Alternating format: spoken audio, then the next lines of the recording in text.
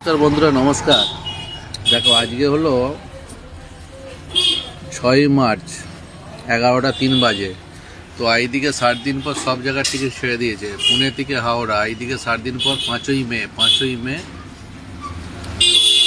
আরএসিতে RAC হয়ে গেছে, স্লিপারে available পড়ে আছে। যদি এইটা আলুভাতিকে ধরি, এটা খুব খাস খবর আছে। আলুভাতিকে মানে কেরালা থেকে 5ই মার্চ 6ই মার্চের টিকিট ছেড়ে দিয়েছে। 122টা অ্যাভেলেবেল আছে। কেরালা থেকে টিকিট পাওয়া যাচ্ছিল না, এখন পাওয়া যাচ্ছে। ব্যাঙ্গালোর থেকে টিকিট পাওয়া যাচ্ছিল না, ব্যাঙ্গালোর থেকে হাওড়া 7 দিন পর 5ই মে সব ট্রেনে অ্যাভেলেবেল আছে। ম্যাড্রাস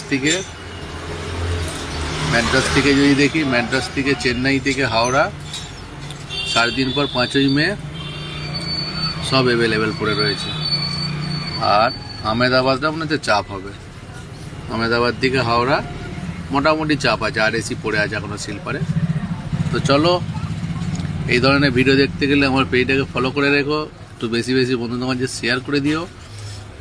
আর কুরবানির টিকিট ছাড়তে মোটামুটি এখনও দেরি আছে 10 দিন। 10 দিন পর থেকে কুরবানির টিকিট বুক হবে। আর ইউটিউব থেকে যারা দেখছো আমাকে সাবস্ক্রাইব করে রেখো। Happy journey.